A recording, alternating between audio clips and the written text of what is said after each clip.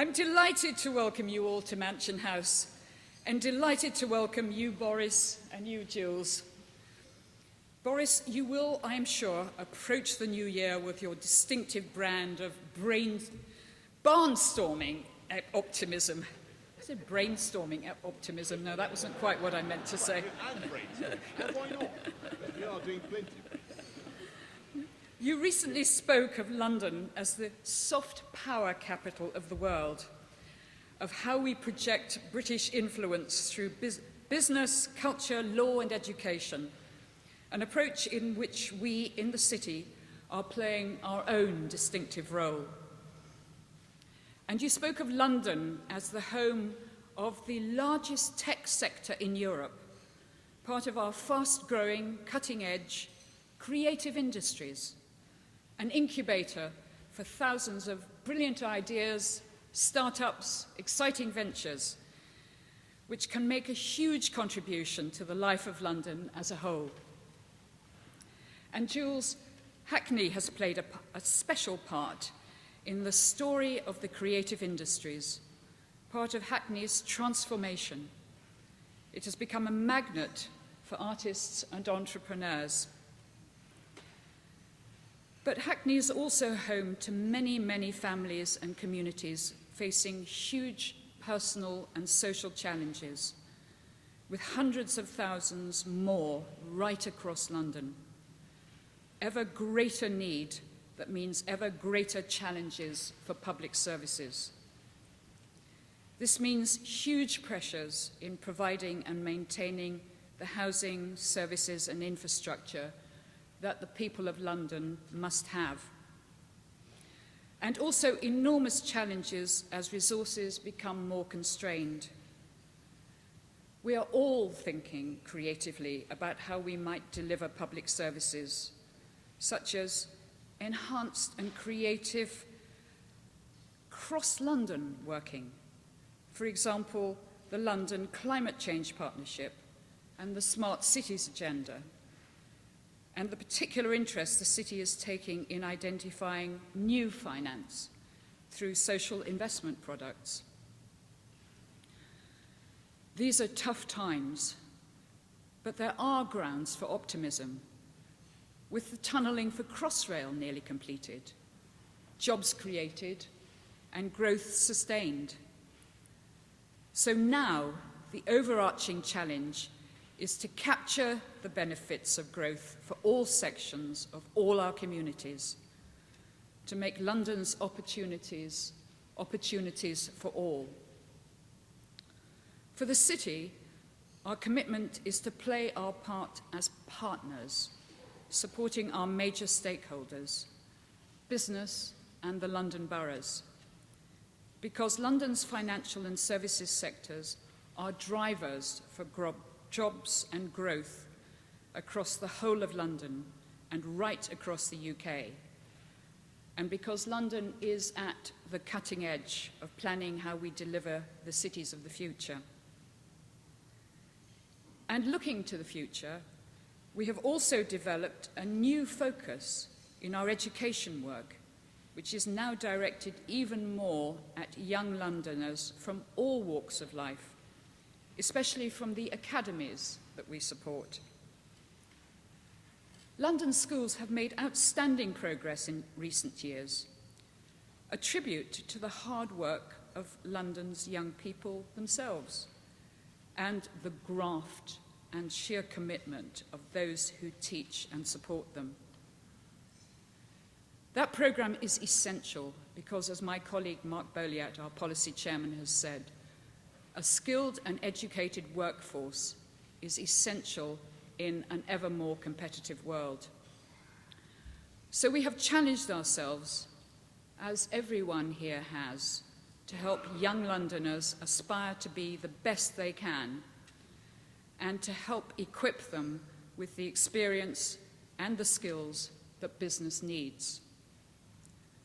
Through our own initiatives, developed in partnership with many of you and building on your own good practice, especially in matching up business and young people across London. Good for business and good for our shared goal to get Young London working, the name of one of our programs. And through our charity, the City Bridge Trust, with its new program, Investing in Londoners, which is doing exactly that, helping Londoners to help themselves and their communities. We're also thinking anew about our cultural hub, centred around the Barbican, how it can contribute even more to our creative economy, a major generator of London jobs, and the Museum of London, which we jointly fund with you, Boris. You will all have found a small memento from the museum on your seats, a memento of London's history. Tesserae from the roads and buildings of Roman Londinium, a symbol of London's enterprise and creativity. Mansion House was at its creative best on Saturday when we hosted the Lord Mayor's fancy dress party. There was velvet, there were knickerbockers and peculiar hats, and that was just the staff. Around 400 children from communities across London and from every section of society rampaged through the house. English heritage would have kittens if we told them about it. But an army of adult stewards, many of whom came to the party as children, made sure all went well. It was an afternoon of laughter, noise, and colour, a rainbow party for a rainbow London. It made me think of another rainbow occasion here last November, a once-in-a-generation event when the city bestowed its greatest gift, the honorary freedom, on Archbishop Desmond Tutu.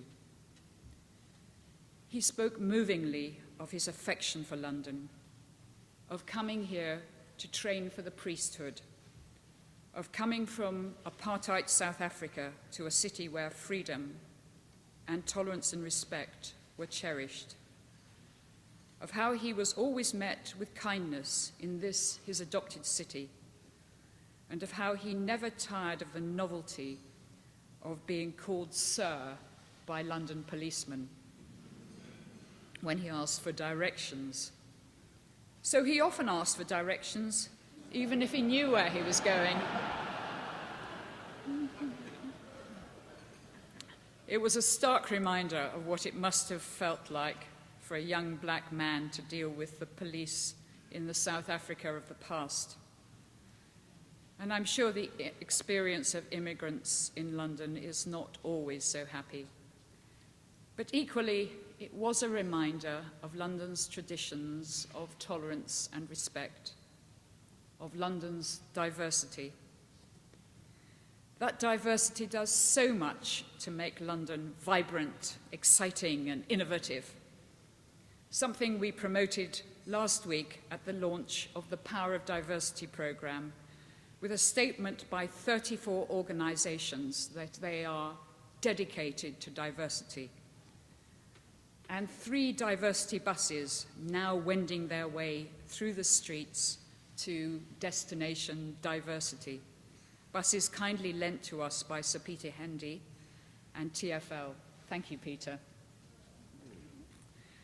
This programme is a huge collaborative effort to make sure talent gets to the top, to help Londoners from all walks of life seize London's opportunities, to help us find new ideas, fresh perspectives, and the innovation which is essential to our future success. In short, to capture the benefits of diversity. Everyone can contribute to this programme because it is about contributing to London and to the UK. Everyone is a member of Team London, a huge team for a huge world city. Everyone here plays an integral part in helping it perform. That is why it gives me such pleasure to salute you all and to toast Team London and London itself. Great people and a great city.